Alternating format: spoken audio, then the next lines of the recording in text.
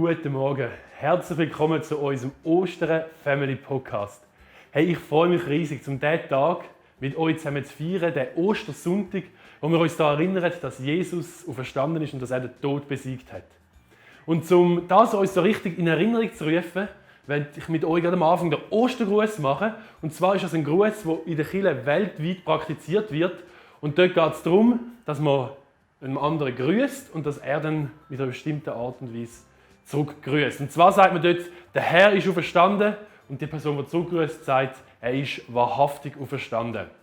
Hey, diesen Gruß könnt ihr als Familie zusammen miteinander machen. Ihr könnt das auch während dem Tag, wenn ihr Leute begegnet aus der Kirche, dürft ihr einander so grüßen und könnt schauen, ob der andere den Ostergruß auch kennt und ob er so antwortet. Der Herr ist auferstanden, er ist wahrhaftig auferstanden.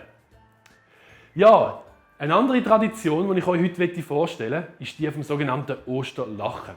Ich weiß nicht, ob ihr schon mal von dem gehört habt.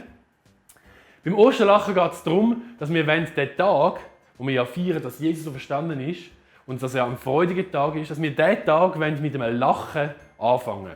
Und darum hat man in der Kirche früher noch sogenannte Osterwitze erzählt. Man hat einander lustige Geschichten erzählt, um einander zum Lachen zu bringen, dass man diesen Tag mit einem freudigen Gelächter starten kann.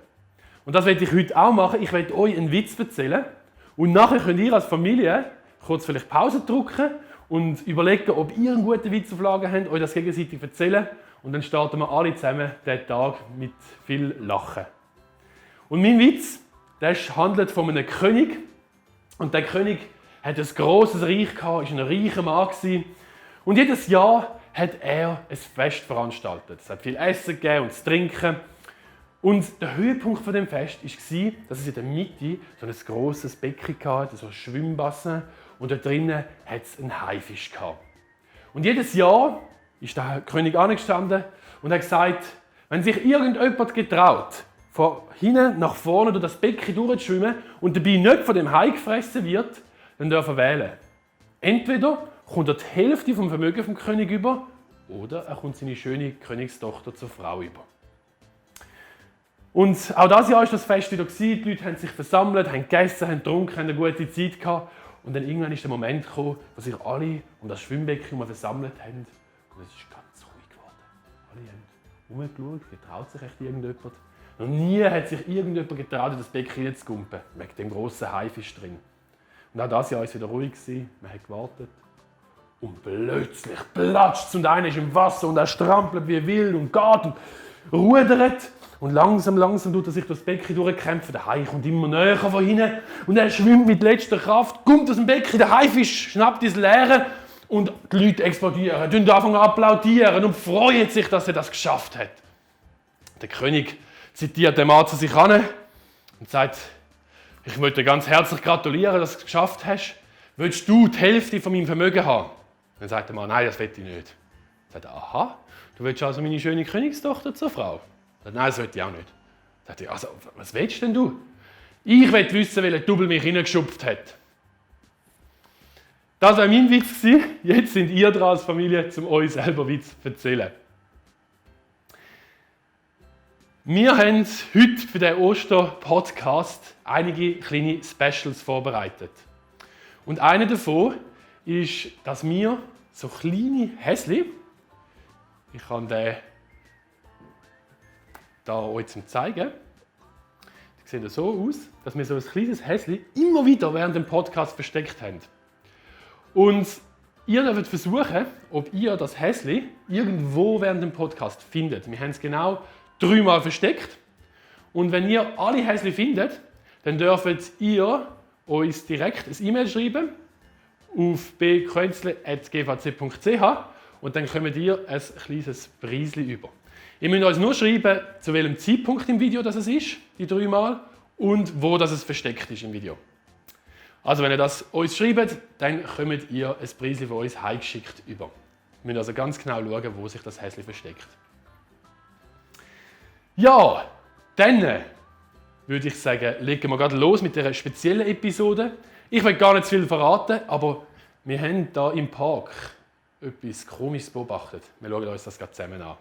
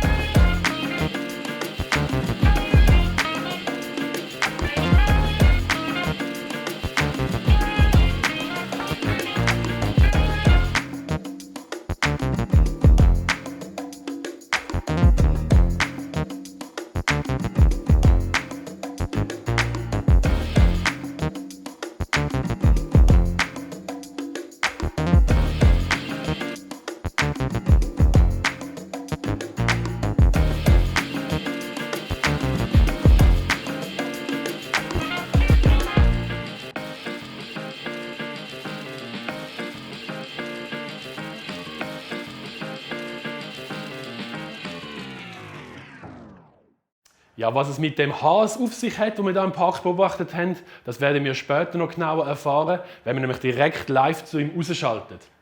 Für jetzt wollen wir aber zusammen Gott loben, wenn ganz speziell an dem Ostersonntag ihn preisen und uns freuen an dem, dass er auferstanden ist, dass er den Tod besiegt hat.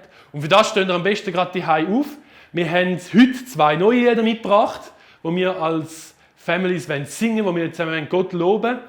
Wenn ihr so nicht kennt, dann könnt ihr vielleicht einmal zuhören, könnt dann nochmal kurz zurückspulen und das Lied dann nochmal zusammen singen. Ihr Kind kennt es ganz bestimmt schon von der Kids Church. Helft doch Mami und dem Papi mit den Bewegungen, dass sie das schnell lernen. Wenn ihr vielleicht noch den Text dazu braucht, dann findet ihr das auf der Homepage, wo auch alle anderen Texte drauf sind. Und jetzt steht auf, wir wollen zusammen Gott loben.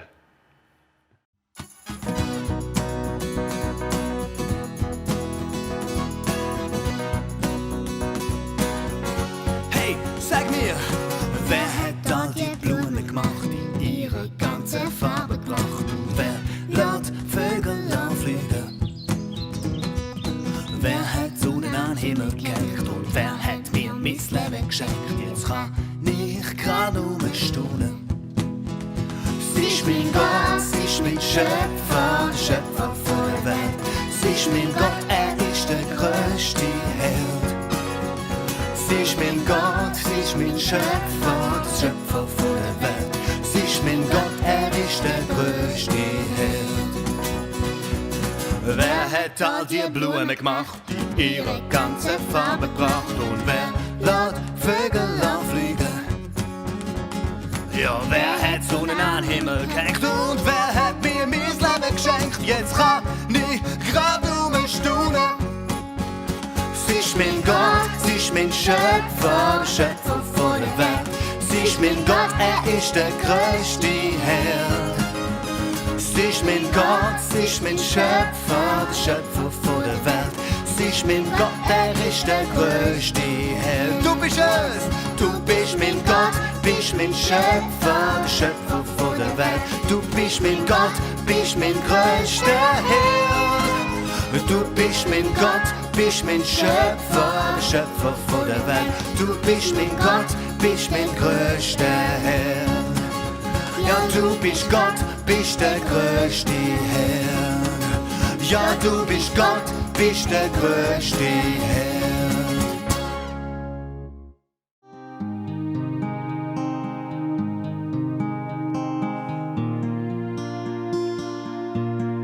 Du schaust fürs Essen, du sorgst für Schlaf. Du schenkst mir Freunde, du kennst meinen Tag. Gehst mir voraus, machst meinen Weg hin. So lauf ich sicher, so lauf ich sicher. Was ich kann machen, kann ich wegen dir. Du hast mich geschaffen, hast Freude an mir. Bist einfach immer, immer mit mir. So lauf ich sicher, so lauf ich sicher. Dafür danke ich dir, es ist so cool mit dir. Ob ich jumpen oder kein, nie bin ich allein. Dafür danke ich dir, es ist so cool mit dir. Ob ganz vorne oder am Schluss, nie lässt du mich aus. Deine Kraft ist meine Kraft, deine Freude ist meine Freude. Deine Sicht ist meine Sicht vom Himmel vor dir für mich. Deine Kraft ist meine Kraft, deine Freude ist meine Freude. Deine Sicht ist meine Sicht vom Himmel vor dir für mich. Deine Kraft ist meine Kraft, deine Freude ist meine Freude. Deine Sicht ist meine Sicht vom Himmel vor dir für mich. Deine Kraft ist meine Kraft, deine Freude ist meine Freude. Deine Sicht ist meine Sicht vom Himmel vor dir für mich. Dafür danke ich dir, es ist so cool mit dir. Ob ich jumpen oder kein, nie bin ich allein. Dafür danke ich dir, es ist so cool mit dir. Ob ganz vorne oder am Schluss, nie lässt du mich aus.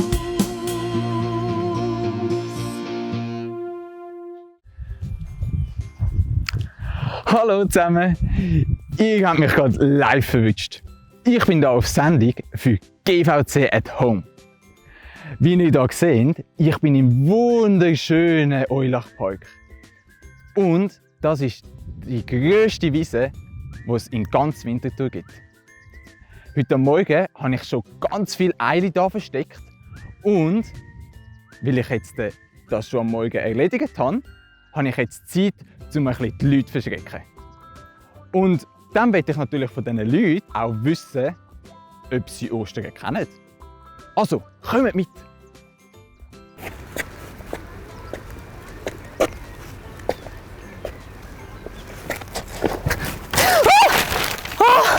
Um Himmels Willen! Jetzt hast du Hallo. mich mega verschreckt. Ich mache eine Osterumfrage und ich möchte von den Leuten wissen, was sie über die Ostern wissen. Oh, darum verschreckst du mich so, um Himmels Willen. Könntest du auch ein bisschen anders dich da anschleichen? Also, Also, eine Osterumfrage. meine erste Frage. Was sind die Hauptpersonen der Ostern? Und da nehmen wir jetzt nicht rein, dass Hühner und Osterhasen dabei sind. Okay, also Moment, ich muss schnell mich beruhigen. Also Osterumfrage, Hauptpersonen, nicht Osterhase. Warte schnell. Ja, also der Osterhase kommt ja gar nicht vor in der Ostergeschichte. In der richtigen. Sorry, für dich. Aber die Ostergeschichte steht ja in der Bibel. Die richtige. Ja. Und also eigentlich steht sie 4-mal in der Bibel, weil 4 verschiedene Männer haben sie aufgeschrieben. 4 Evangelisten sagt man denen, Matthäus, Markus, Lukas und Johannes. Und jeder hat sich ein bisschen anders aufgeschrieben. Jeder hat andere Personen ein bisschen in den Hauptfokus hineingenommen. Von dem her schwierig, um deine Frage zu beantworten. Also je nachdem haben die Autoren die Geschichte ein bisschen anders erzählt, mit einem anderen Schwerpunkt. Aber ja. Also das heisst eigentlich, es gibt 4 Ostergeschichten. Ja, das würde ich jetzt behaupten. Ja. Also in der Bibel steht die Ostergeschichte 4-mal drin. Ja, Guter Tipp, gut zu wissen. ja kannst Danke mal vielmals. alle lesen, weil die sind nämlich wirklich spannend und sind auch ein bisschen unterschiedlich geschrieben. Super, danke. Tschüss. Tschüss! Alter, Hey Kollege, du hast Hilfe. ich habe so ein Gefühl, irgendwo da muss es doch sein. Was machst denn du? Ja, nach was sieht es denn aus? Ich suche Ostern und Osterhasen. Je grösser, desto besser. Ich will ja nicht, dass... Da kannst du doch schnell eine Pause machen. Weil ich brauche unbedingt deine Hilfe für meine Osterumfrage. Okay, was denn? Oh, der Osterhas. Das ist so etwas. Hast du mir einen Tipp, den ich suchen muss? Ja, sicher. Aber wenn du den Tipp willst, dann musst du mir zuerst helfen bei meiner Umfrage. Und zwar geht sie so. Wie fängt die Ostergeschichte an? Also, es war so. Lass gut zu. Jesus und seine Freunde waren beim Essen gewesen, und Jesus hat vorausgesagt, dass ihn jemand verraten wird. Es haben sich nachher alle angeschaut und natürlich gefragt, bin ich's? Grundsätzlich kann sich ja jeder vorstellen, so etwas zu machen. Ja, und doch hat jeder gehofft, dass es nicht war. Außer einer, der Judas. Und zwar hat er bis zum Schilde geführt, ist aufgestanden und hat den Raum verlassen. Kurze Zeit später sind dann die Hohepriester gekommen und haben den Jesus festgenommen. Und es war dann so, dass Judas seinen besten Freund, den Jesus, verraten hat und ihn seinen Feinden ausgeliefert hat. Kurze Zeit später ist Jesus dann gestorben aufgrund von dem, und 3 Tage später ist er auferstanden, und darum feiern wir Ostern. Krass, danke viel mal. Und ein Tipp von Osterhasen. Und zwar dort unten beim Fluss, dort bei der Brücke in der Nähe, könnte es allenfalls sein, dass es ein bisschen etwas versteckt hat. Wow, cool, danke vielmals.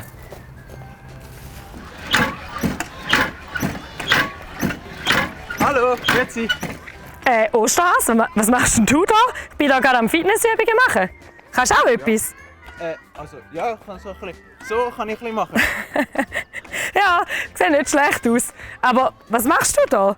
Ja, weißt du, ich mache eine Osterumfrage und ich bin da jetzt live unterwegs für die GVZ at Home, für den Family Podcast, weil wir wollen dort ein bisschen, und du könntest mir dort helfen, um die Ostergeschichte nachzuerzählen, weil die Kinder wollen nämlich ein bisschen lernen, wie die Ostergeschichte wirklich passiert ist. Okay, also komm, 2 Minuten habe ich Zeit. Nachher muss ich aber weitermachen, gell?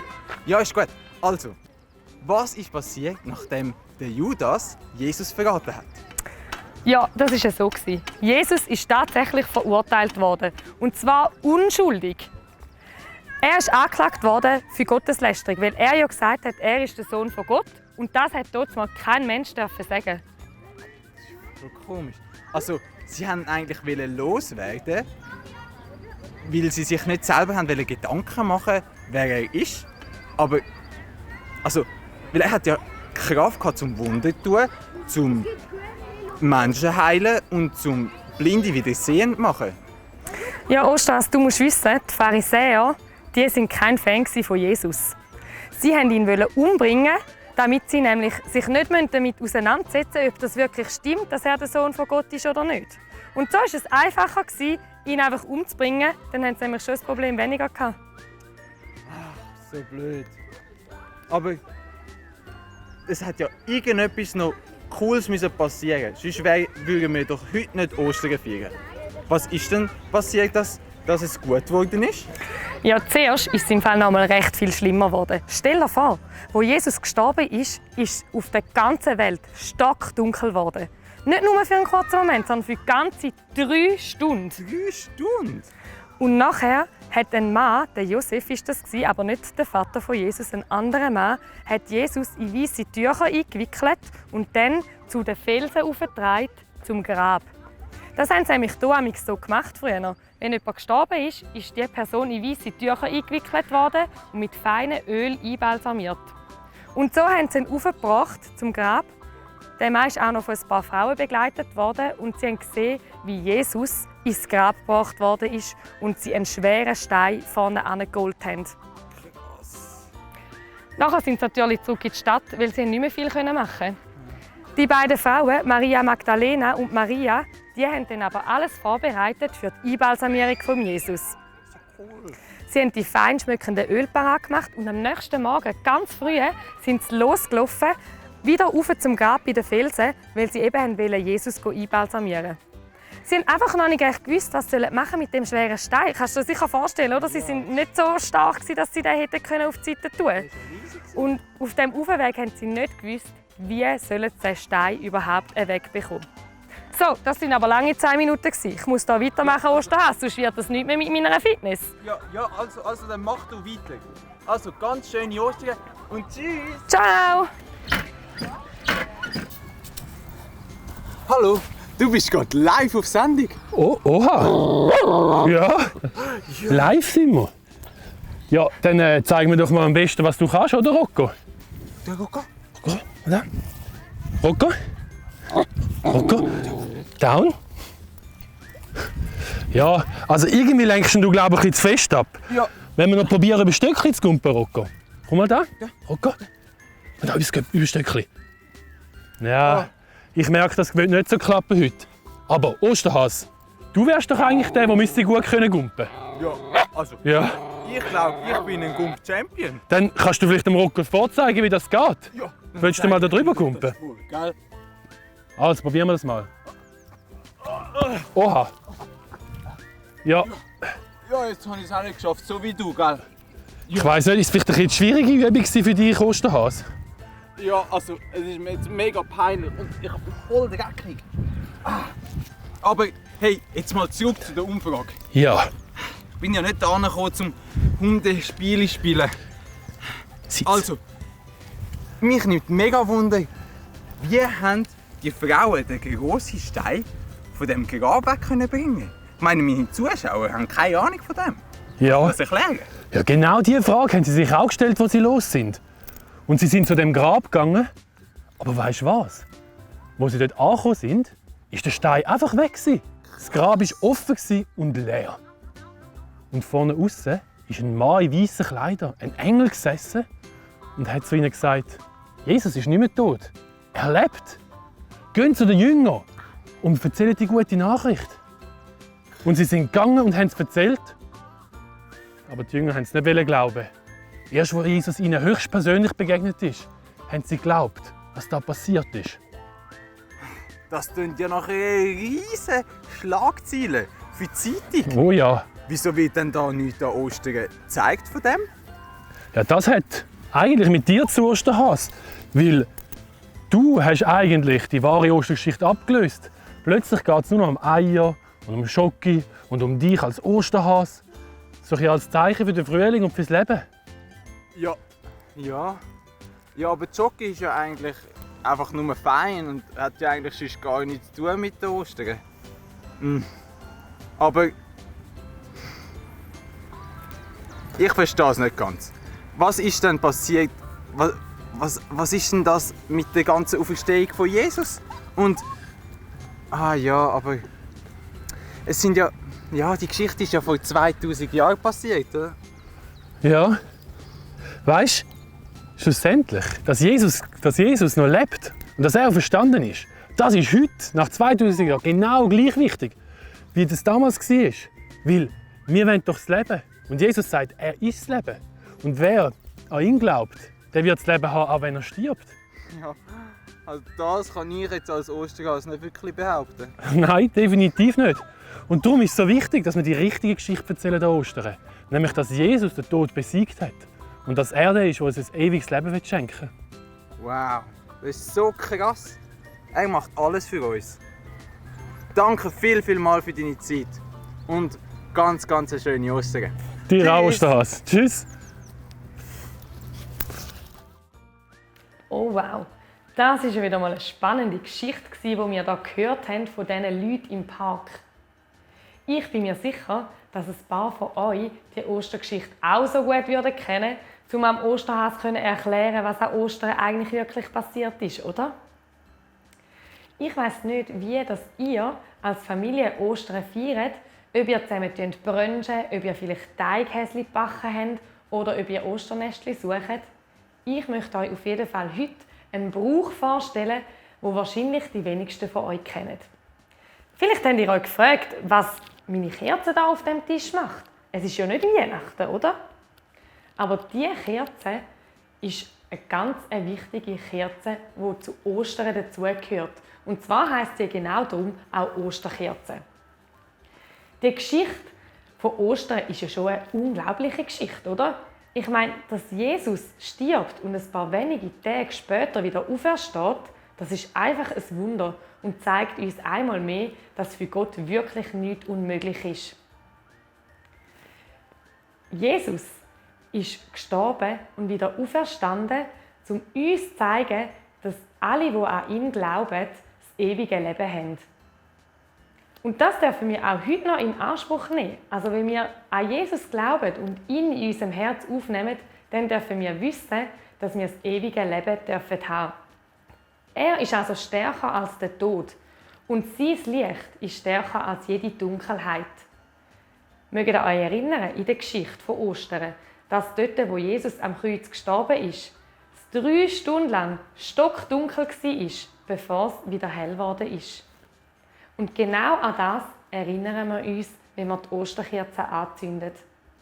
Das ist etwas, das ihr gerade auch in der Familie ausprobieren dürft. Vielleicht gerade jetzt, während ihr den Podcast hört, vielleicht am Nachmittag irgendwann oder auch am Abend, wenn ihr ins Bett geht. Wir zünden die Kerze an, um uns daran zu erinnern, dass Jesus stärker ist als der Tod, dass sein Licht stärker ist als jede Dunkelheit und dass wir durch seinen Tod und seine Auferstehung das ewige Leben haben. Vielleicht habt ihr auch Lust, um als Familie die Geschichte einander nochmal zu erzählen. Dazu ist es sicher eine einfache Möglichkeit, wenn ihr eine Kinderbibel zur Hand nehmt. Das können nämlich auch die Kinder machen, die noch nicht so gut lesen können, weil da drin hat so gute Bilder, dass man anhand von dem nochmal miteinander die Geschichte erzählen kann. Und ich bin sicher, auch wir Erwachsenen können gerade bei Geschichten immer wieder etwas von den Kindern lernen, weil die nämlich Geschichten manchmal fast ein bisschen besser kennen als wir. Eine weitere Möglichkeit, die euch helfen kann, um die Geschichte nochmal zu erzählen, ist ein Leporello. Und zwar ist das so ein kleines Büchlein, das ihr falten könnt, wo die verschiedenen Teile der Ostergeschichte nochmal drauf sind. Das kann man auch anmalen, das kann jedes Kind eins für sich machen oder ihr könnt als ganze Familie eins miteinander machen. Die Vorlagen dazu findet ihr auf unserer Familienwebsite wo ihr einfach das PDF-Dokument herunterladen, ausschneiden, zusammenkleben, falten und dann anmalen. Ich wünsche euch ganz viel Spass beim Ausprobieren und wir freuen uns auch immer über Eindrücke von euch, die ihr jederzeit per E-Mail oder auch per Handy an uns schicken.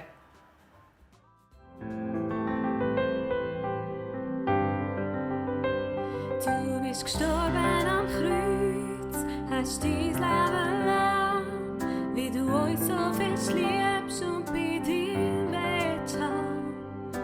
Drum bin ich stark, drum habe ich Mut, drum habe ich Hoffnung, ich weiss, du bist gut. Du bist gut, du bist gut, du bist gut zu mir. Du bist gut, du bist gut, du bist gut zu mir. Du bist gestorben am Kreuz, hast dein Leben lang, weil du uns so fest liebst und bei dir willst haben. Drum bin ich stark, drum habe ich Mut, drum habe ich Hoffnung, ich weiss, du bist gut. Du bist gut, du bist gut, du bist gut zu mir. Du bist gut, du bist gut, du bist gut zu mir. Du bist treu, du bist treu, du bist treu zu mir. Du bist treu, du bist treu, du bist treu zu mir. Ich weiss, du bist gut, ich weiss, du bist treu, ich weiss, du bist mächtig und du machst mich neu. Ich weiss, du bist gut, ich weiss, du bist treu, ich weiss, du bist mächtig und du machst mich neu. Ich weiss, du bist gut, ich weiss, du bist treu, ich weiss, du bist mächtig und du machst mich neu. Ich weiss, du bist gut, ich weiss, du bist treu, ich weiss, du bist mächtig und du machst mich neu. Du bist gut, du bist gut, du bist gut zu mir. Du bist gut, du bist gut, du bist gut zu mir. Du bist treu, du bist treu, du bist treu zu mir. Du bist treu, du bist treu, du bist treu zu mir.